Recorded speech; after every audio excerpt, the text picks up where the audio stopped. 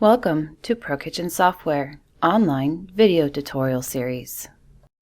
In this video, we will explore user shapes.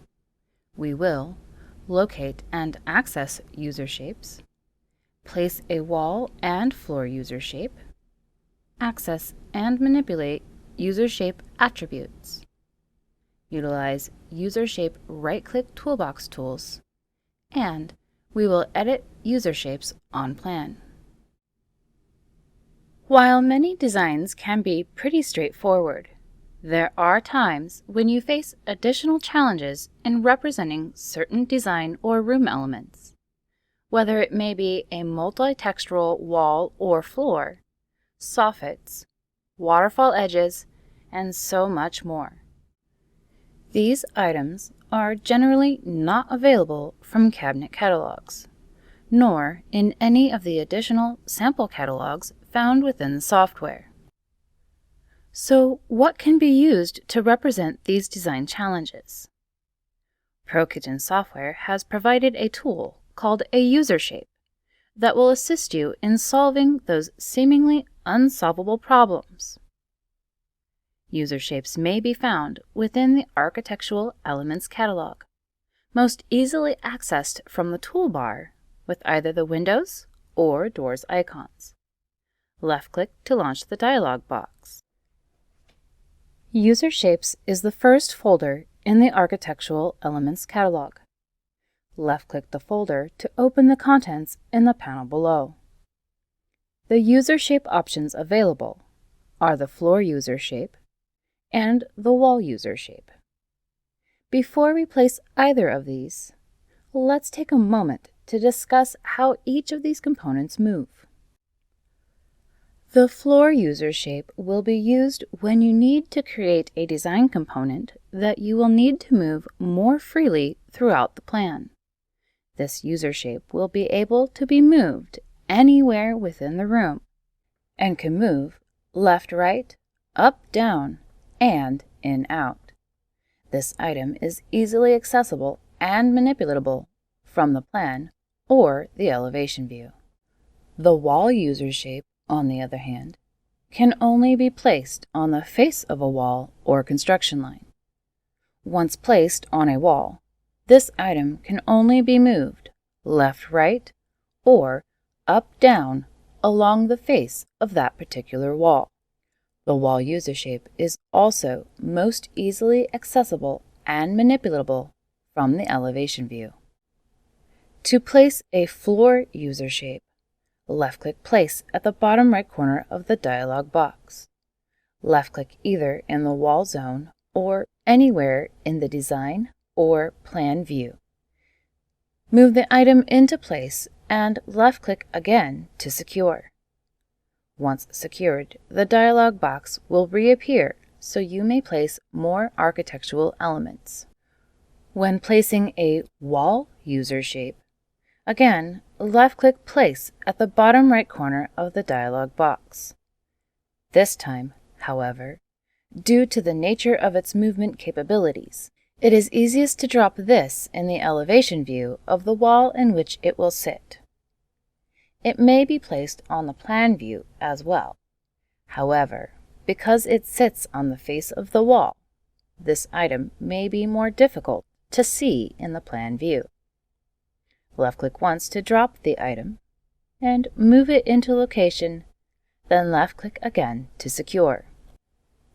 When the dialog box reappears and you have finished placing all required architectural elements, left-click Cancel to dismiss the dialog box. User shapes will default to a 24 by 24 half-inch thick piece of auburn-colored wood. To begin manipulating a user shape into the item it will represent, you will need to access its attributes. To access attributes, right-click on the user shape, hover to its SKU, and into the toolbox. Left-click Attributes at the bottom of the toolbox to launch, or double left-click the item to bypass right-click access. User Shape Attributes only provide two tabs in which you may make your alterations. General allows you to manipulate the user shape dimensions and add a plan notation. Texture allows you to alter the applied texture. In the General tab, to alter either the width, height, or depth of the item, you may highlight the existing value and type your required value, or with the arrows to the right. Inner arrows adjust by 1-inch increments. Outer arrows adjust by fractional increments. To add a plan notation, left-click in the field and begin typing. This notation will appear on plan as the item's SKU. Before left-clicking OK at the bottom right corner, don't forget to alter the texture of the item to your visual needs. Left-click the Texture tab to access your options. In the Texture tab, you have 4 different options. Select Wood will allow you to search and choose from all the installed wood textures. Select Non-Wood will allow you to search all installed and imported textures. Match Catalog will match the item's texture to that of the cabinet finish set within Global Options for any catalog used in the design. And As Countertop, which will match the countertop texture determined within Design Settings. Left-click the radio button to the left of the desired texture selection. When selecting either the wood or non-wood options, you will still need to select the texture you desire from the textures catalog. To do this, move the mouse below the preview panel to the right and left-click the Select button, which will then launch the Textures dialog box. Either type in the sample name, number, or keyword in the search field at the top left of the dialog box, then left-click Search. This action will provide any matching samples in the panel at the bottom left of the dialog box, or navigate the catalog tree to locate the desired texture. Left-click the texture you wish to apply, then left-click OK. When selecting the Match Catalog option, if there is more than one catalog installed to the design, you may choose which of the catalog finishes you wish to apply. Left-click the drop-down, hover to the catalog you would like to match, and left-click to select. When selecting the As Countertop option, there are no additional steps to take in order to apply the texture. If you require this material to appear less opaque or more transparent, left-click and hold the Transparency slider and move it to the desired transparency level. This tool is incredibly helpful in creating glass-like or other semi-transparent textures. Once you have made all the appropriate alterations, left-click OK at the bottom right corner to apply. Now that we have the user shape altered to our dimensional and textural needs, let's take a look at right-click Toolbox tools. To access, right-click on the object, hover to its nomenclature, and into the toolbox. When selecting Drag, you will be able to move the item left or right only. And if the item is placed inside a wall zone, the left, center, and right fields will become activated in the info panel to the left.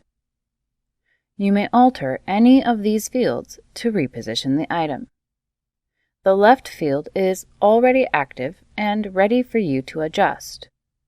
Or, to edit the center or right fields, tap the Tab key on the keyboard to toggle down to the necessary field. Then type the required value and tap the Enter key to secure. The Move option will reattach the item to the mouse and allow you to free move the item into a new location. Then secure with a left click. Rotate will allow you to rotate the item. When selecting this option, move your mouse to rotate manually and left-click to secure. Or utilize the Rotate field now available in the info panel by typing the required rotation and tapping the Enter key on the keyboard to secure. In-Out is only available for the floor user shape and will allow you to move the object in and out from the face of a wall. Selecting this option will again activate the info panel, this time with the Out and Back fields available. The Out field is already primed and ready for you to enter the necessary value. Toggle to the Back field with the Tab key. The Out field will move the product according to the face of the item into the room, or distance from opposite placed wall.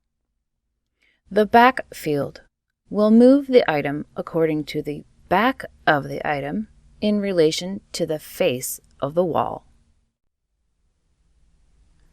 Up-Down will allow you to alter the placement height of the item and provide you the top-bottom fields in the info panel. Altering the top field will move the item from the top of the item in relation to the top of the wall.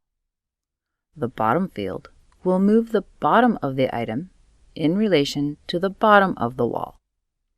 Again, either type in the top value and tap Enter to secure, or tap the Tab key to access the bottom field. Then enter the value and tap the Enter key to secure.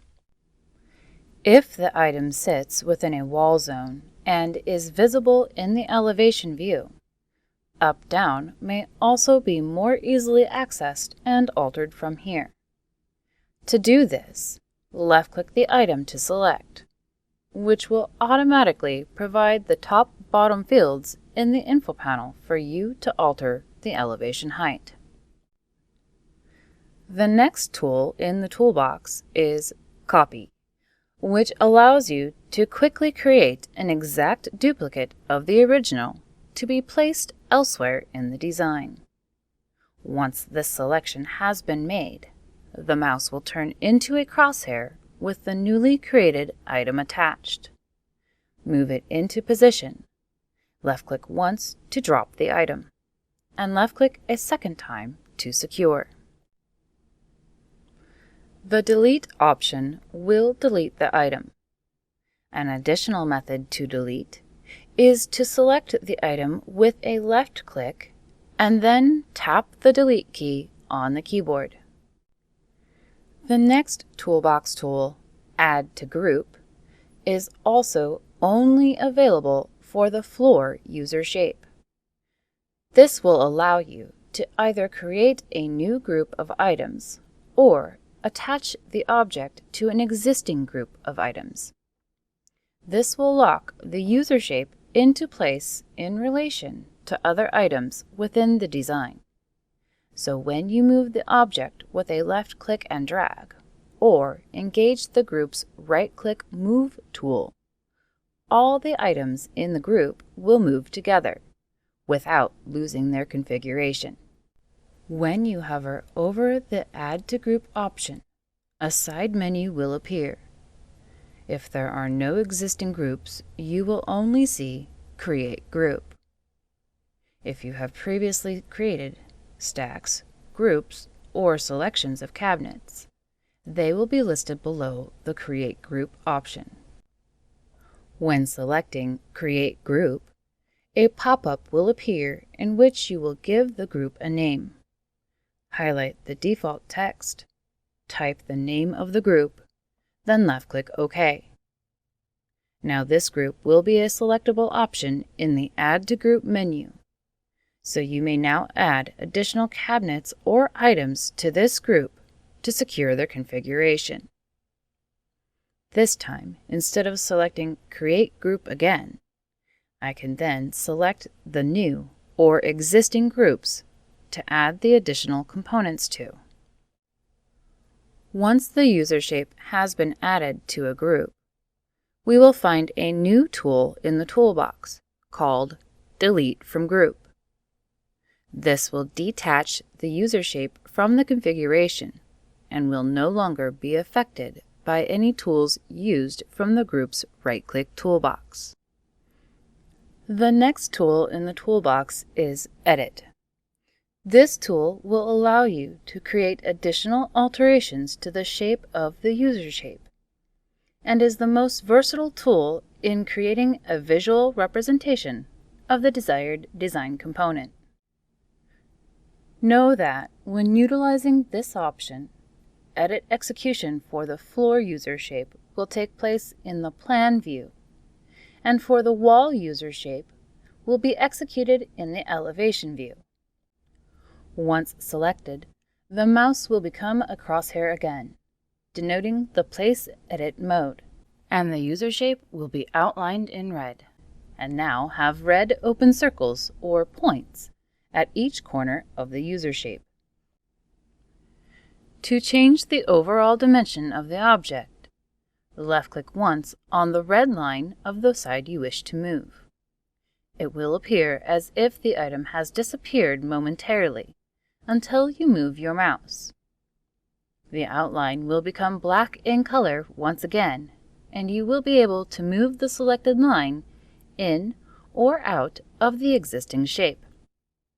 Once you have extended or recessed the user shape to the desired depth or width, or height for the wall user shapes, left-click to secure. The mouse will remain a crosshair, so you may continue editing this user shape. To change the shape, left-click once on a desired point. Once again, the item will look as if it has disappeared temporarily until you move the mouse. When moving the mouse, the outline will appear black once again, and you may move the point in any direction to change the shape of the user shape. Left-click to secure the new shape. With the Edit tool, there are two additional right-click toolboxes, one each for the lines and for the points. Let's take a moment to look at each of these additional toolboxes and explore the functions of each tool. We will begin with the additional toolbox for the lines. To access this subset of tools, hover the mouse over the line you intend to modify and right-click. The subset of edit tools for the line will appear. Here, you have four options: Extrude, Intersect, Add Point, and Radius End. Let's start with Extrude. Extrude is used to create an extrusion out or a recess into the selected edge. When you left-click the Extrude option, a new point will follow the mouse along the line. This point will be the starting point of the extrusion. Move the mouse to the desired location on the line and left-click once. Then, move the mouse into or beyond the existing shape, creating or reducing depth, and over to the opposite end of the edge to control the width of the extrusion. The blue lines will denote where the extrusion will appear and give you a preview of what the new shape to this edge will be. Once the extrusion is your preferred width and depth, left-click to secure. With this extrusion, you will now have additional lines and points that you may manipulate to further edit the user shape dimensions and shape. When we activate the additional subset of edit tools, the next option found here is Intersect. This tool is used as a fix of sorts for a miscreated set of intersecting lines. To demonstrate this tool, I will first need to create the circumstance in which it is used. I will use the third tool in this toolbox, Add Point, to provide us the opportunity to utilize Intersect. Add Point will provide you an opportunity to add an additional point along the selected line, which will then allow you to change the shape further. When you left-click to select this tool, another small point will follow your mouse along the line. Once you have moved the point to the desired location, left-click to secure the point and return to edit mode. Now, this newly added point may be selected to change the shape of the object as previously demonstrated. If you want to undo the unintentional shape altogether, or any other unintended action, there are a few methods that will allow you to do so. The first is by left-clicking the Undo icon found either in the Edit ribbon or on the toolbar. The second is to press and hold the Control or Command key for Mac users, and tapping the letter Z on the keyboard. By completing either of these actions, the previous action taken in the design space will be undone. Or you may use the Intersect option from the additional right-click Edit tool. After selecting Intersect, double left-click the line that crosses the line you have selected the tool from. This action will remove the section created at the intersection point and allow you to free move the line on the remaining newly created shape. Once you have finished readjusting, left-click to secure. The last of the 4 additional edit tools found on the lines is Radius End. This tool will add a curve to the selected line, creating a rounded edge to the shape. Once this option has been left-clicked to select, when you move the mouse, you will see a triangular outline, either going inward, creating a concave curve, or outward, which will create a convex curve. Move the mouse in the direction you wish to create the rounded edge. The more elongated the triangle, the more circular the rounded edge will be. The shorter the triangle, the more of a softer rounded edge it will be. Once satisfied with the depth of this rounded edge, left-click to secure. If you are not satisfied with the shape of the curve after securing it in place, left-click the point at the center of the curve to adjust the depth and shape of the rounded edge once more. Now, let's explore the additional subset of edit tools for the points on the user shape. To activate, hover the mouse over the desired point and right-click. Points have 5 additional tools available. Let's start with Notch. After selecting this tool, when you move the mouse, you will discover that you may only create the notch toward the interior of the item. Blue lines will appear to denote the notch that will be created. When the notch appears as you prefer, left-click to secure. A notch will be created, and you will have 2 additional lines and a point in which you may now manipulate. The next option is Round. Once you left-click to select, you may once again only create the rounded corner to the interior. As you move the mouse, you will see a preview of the rounded corner.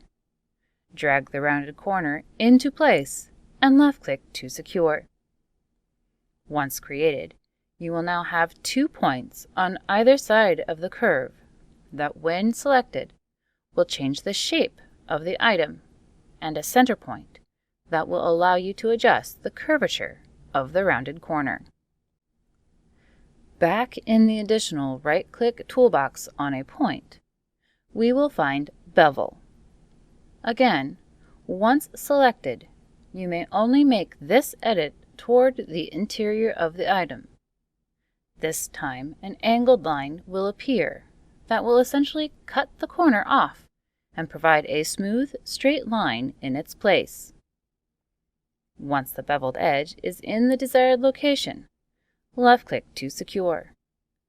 There will then be an additional 2 points and a single line in which you may select and continue creating edits. The additional Move tool found in this toolbox will only allow you to move the point left or right, either elongating or shortening the extension of this particular corner. Once selected, you must left-click on the point to begin moving this corner. When the point has been moved to the desired location, left-click to secure. If you need more freedom to move this point, utilize the left-click to select option as demonstrated earlier in this video. The last option in this subset of edit tools is Delete Point. This tool will allow you to remove any accidentally created points or to smooth and straighten an edge of the previously created shape. When hovering over a point and activating the right-click subset of tools, then left-clicking the Delete Point option, the selected point will automatically be deleted, and you may continue making any additional edits. After you have finished utilizing the Edit function, tap the Escape key on the keyboard to release the tool. Or you may also navigate to the toolbar or the Edit ribbon and left-click the Select icon to exit Edit mode and return to finishing your design. With the level of customization options provided for user shapes, nearly any design challenge can be overcome with ease, and the once seemingly unsolvable problems now have a solution. Thank you for watching this video tutorial. For more videos like this, please visit www.prokitchensoftware.com.